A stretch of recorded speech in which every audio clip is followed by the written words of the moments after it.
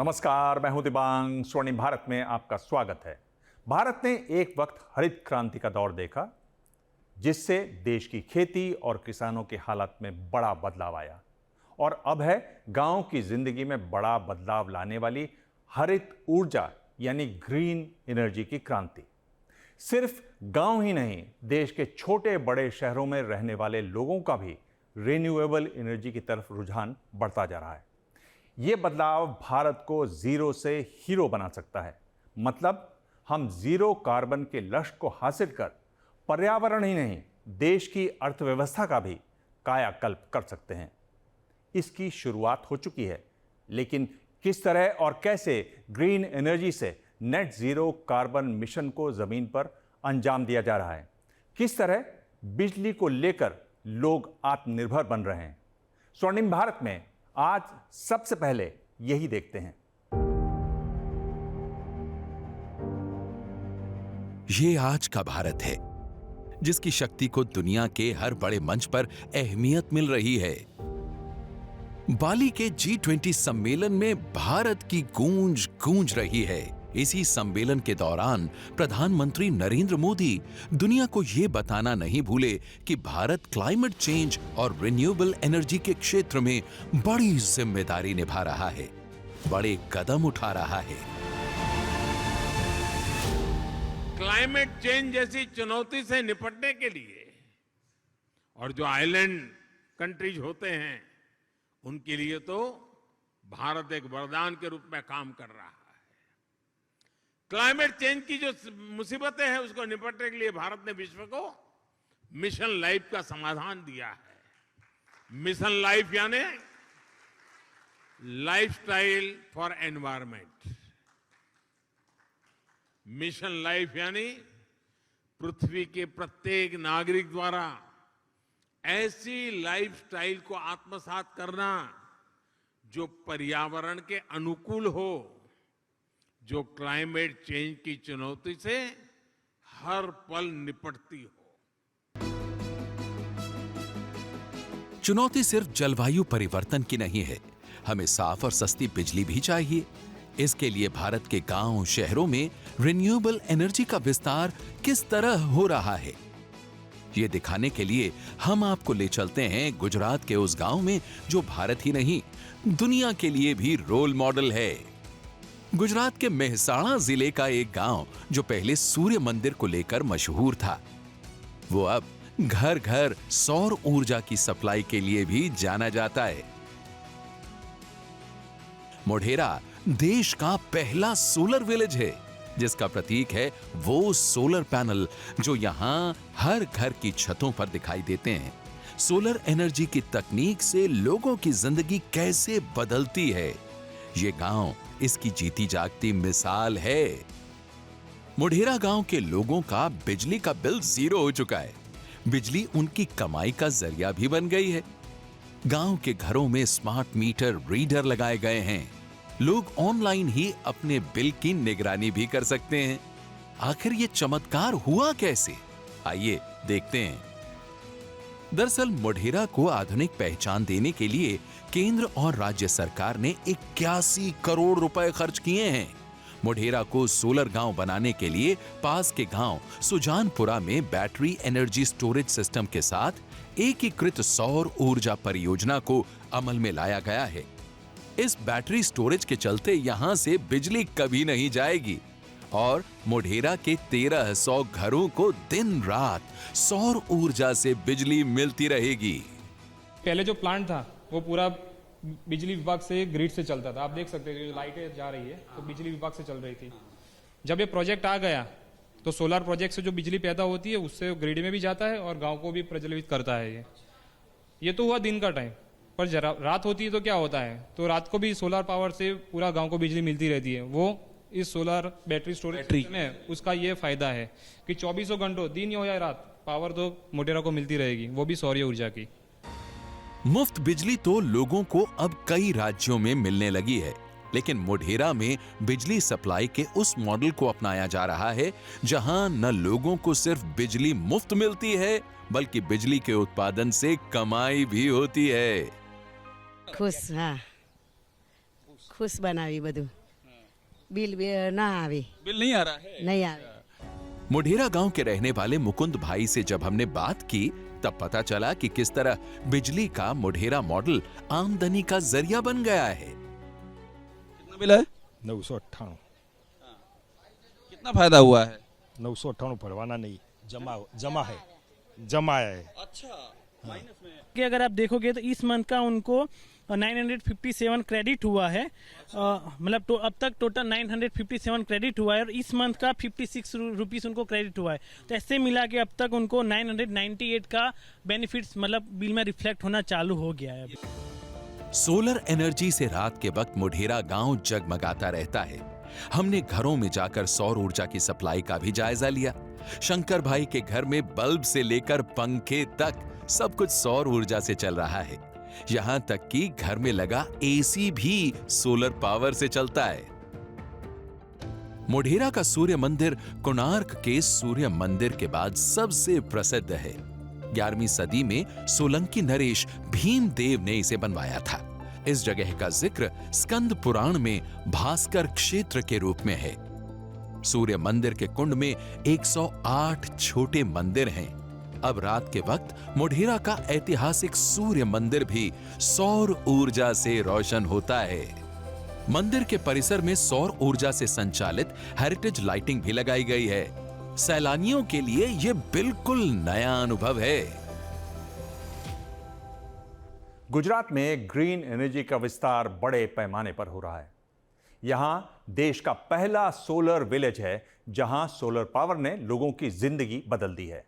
वहीं इसी गुजरात में देश का सबसे बड़ा विंड टरबाइन भी है जहां हवा से पैदा होने वाली बिजली पावर सेक्टर को नई राह दिखा रही है। ये कुदरत और विज्ञान का अद्भुत संगम है। ये विंड एनर्जी के उत्पादन की विराट तस्वीर है। पश्चिम गुजरात के तट पर मुंद्रा में मौजूद ये भारत का सबसे बड़ा, सबसे ताकतवर विंड टरबाइन जनरेटर है। 200 मीटर ऊंचा ये विशालकाय विंड टरबाइन दूर से ही नजर आता है। ये गुजरात में ही मौजूद दुनिया की सबसे बड़ी स्टैचू ऑफ यूनिटी से भी ऊंचा है। इस मेगा विंड टरबाइन का निर्माण अडानी एंटरप्राइजेज लिमिटेड की सब्सिडरी कंपनी मुंद्रा विंडटेक लिमिटेड ने किया है। विंड एनर्जी के उत्पादन में विंड टरबाइन के आकार की बड़ी अहमियत होती है। विंड टरबाइन का साइज जितना बड़ा और मजबूत होगा, विंड एनर्जी का उत्पादन भी उतना आसान होगा और बिजली भी ज्यादा पैदा होगी। अब हम आपको इस विशालकाय विंड टरबाइन की खासियत भी बताते हैं। सबसे पहले इस विंड टरबाइन में लगे ब्लेड्स को देखिए। ये बोइंग 747 विमान के पंखों से भी बड़े हैं। इसके ब्लेड की लंबाई 78 मीटर है, जो कि किसी जंबो जेट के पंखों से भी बड़ी है। इसके रोटर का डायमीटर 160 मीटर है। इस विंड टरबाइन जनरेटर की हब हाइट 120 मीटर है, जो करीब 40 मंजिल ऊंची इमारत के बराबर है। क्योंकि ज्यादा ऊंचाई होने पर इसे तेज रफ्तार से हवा मिलती है, इसलिए पारंपरिक विंड टरबाइन के मुकाबले इसकी हाइट ज्यादा रखी गई है। 160 मीटर की ऊंचाई पर लगी यह मशीन दिन रात काम करती है। हवा से टरबाइन के ब्लेड घूमते रहते हैं और यह मशीन हवा से बिजली पैदा करती है। इस विंड टरबाइन की क्षमता 5.2 मेगावाट है। This turbine is already installed, commissioned, and we are doing the measurement activity. Once the measurement activity will be done, then we will go for the type certification. And after the type certification, the turbine will be registered under the RLMM list. We are going to assemble nacelle hub in Mundra facility, and blade also will be manufactured by us. The basic technology partner for this turbine is Wind2 Energy, and we are done this project in the shortest timeline, and we have completed this activity. इस wind turbine को German तकनीक से बनाया गया है। इससे करीब 4000 घरों को बिजली मिलेगी। इस विंड टरबाइन के ब्लेड भारत में ही तैयार किए गए हैं, जिससे ट्रांसपोर्टेशन और दूसरे लॉजिस्टिक्स के खर्च को बचाया जा सका। We'll be making a 78.6 meter blade, one of the largest blades in India. And we've partnered with 2 European leaders in the technology, both on wind turbine generator design, wind to energy, and on the blade design, wind novation. Our plant is 260 meters long by 120 meters wide. And our first facility, we will have 4 production lines. Each production line will be able to build 75 blade sets per year. So the total capacity for this plant is 300 blade sets. Bharat में अब तक wind turbine की अधिकतम क्षमता 2 से 3 megawatt थी, जबकि मुंद्रा का ये विंड टरबाइन 5.2 मेगावाट क्षमता का है। ये विंड टरबाइन आत्मनिर्भर भारत का प्रतीक है। ये जीरो कार्बन और ग्रीन एनर्जी की तरफ बढ़ते भारत की तस्वीर भी है, जिसमें अडानी समूह अहम भूमिका निभा रहा है। Renewable power will drive our national green industrial revolutions that is just being initiated. Decentralized power gives India the options to accelerate micro-sizing of everything. It enables micro-manufacturing, micro-agriculture, micro-water, micro-healthcare, micro-banking, micro-educations, everything that our nation's rural population needs. Renewable energy में निजी कंपनियों के निवेश से solar और wind power के उत्पादन में तेजी आई है। वहीं सरकार ने ऐसी कई योजनाएं शुरू की हैं जिससे आम लोग भी ग्रीन एनर्जी को लेकर न सिर्फ जागरूक हों बल्कि इसका इस्तेमाल भी करें। एनर्जी ट्रांजिशन हमारे जीवन का, इस देश की क्रांति का एक अहम हिस्सा है, हमारे भविष्य का, जिसमें हम आने वाली पीढ़ियों को एक ऐसा वातावरण दे सकें जहां उनको एनर्जी रिक्वायरमेंट्स, जिसमें बेसिकली इलेक्ट्रिसिटी सबसे इम्पॉर्टेंट है, वो मिल सके, रिलायबल रूप से मिल सके, अफोर्डेबल रूप से मिल सके, और सबसे इम्पॉर्टेंट कि वो पोल्यूशन फ्री हो। टुडे सबके लिए रिन्यूएबल एनर्जी क्षेत्र सबसे बड़ी जॉब अपॉर्चुनिटी सेक्टर है, आज के लिए, अगले कई वर्षों के लिए। रिन्यूएबल एनर्जी ही क्लाइमेट चेंज के संकट की सबसे बड़ी काट है।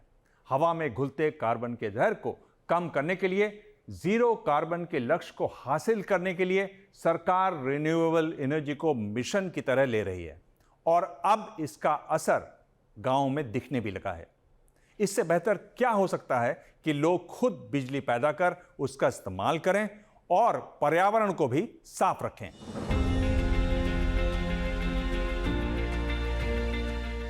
जम्मू के सांबा जिले की पल्ली पंचायत, हाल के बरसों तक इस पंचायत को शायद ही कोई जानता था, लेकिन इसी साल अप्रैल महीने में प्रधानमंत्री नरेंद्र मोदी ने सांबा जिले पहुंचकर पल्ली को कार्बन फ्री पंचायत घोषित किया और इसके बाद पल्ली पंचायत पूरे देश में मशहूर हो गई।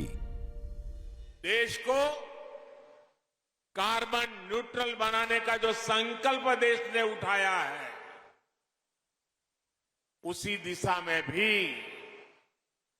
जम्मू कश्मीर ने आज एक बड़ी पहल की है। ग्लासगो में दुनिया के बड़े बड़े दिग्गज इकट्ठे हुए थे। कार्बन न्यूट्रल को लेकर के बहुत सारे भाषण हुए। ग्लासगो के संकल्प को आज जम्मू कश्मीर की एक छोटी पंचायत, पल्ली पंचायत के अंदर देश की पहली कार्बन न्यूट्रल पंचायत बनने की तरफ आगे बढ़ रहा है।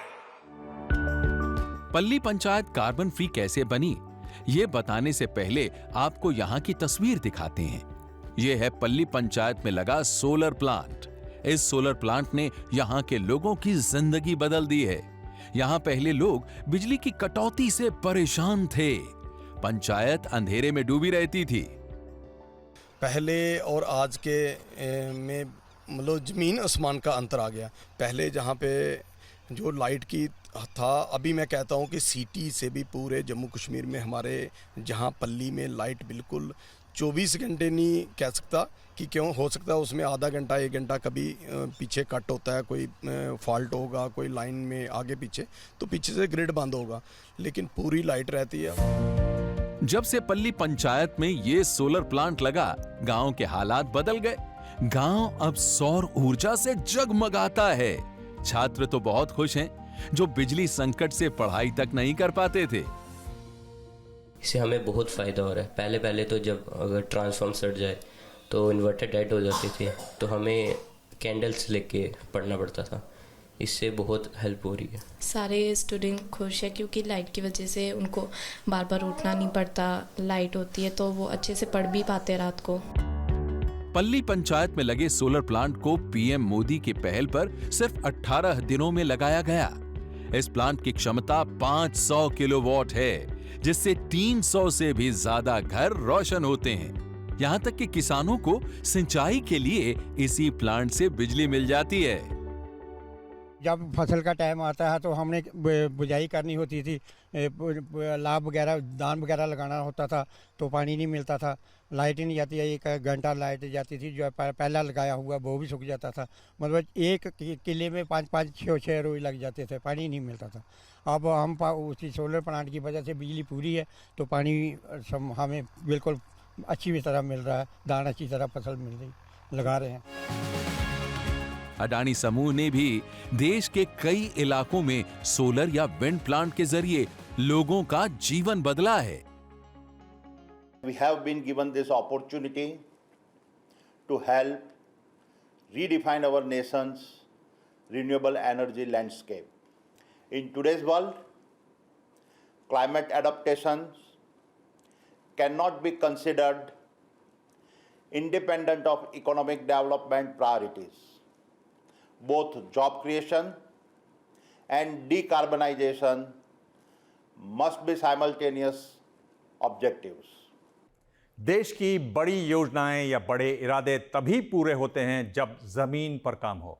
रिन्यूएबल एनर्जी पर देश के कई इलाकों में काम हो रहा है, कहीं कम तो कहीं ज्यादा, पर लक्ष्य तक पहुंचना अभी बाकी है।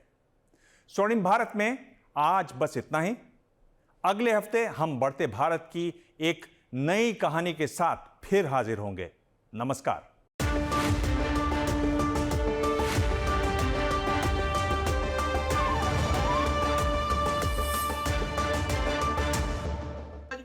क्या मजबूरी है मेरी, बताइए।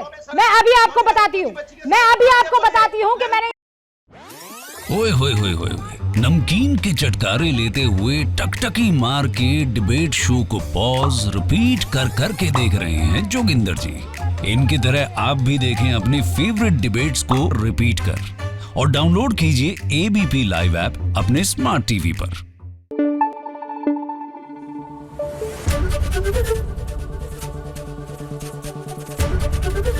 एबीपी न्यूज आपको रखे आगे।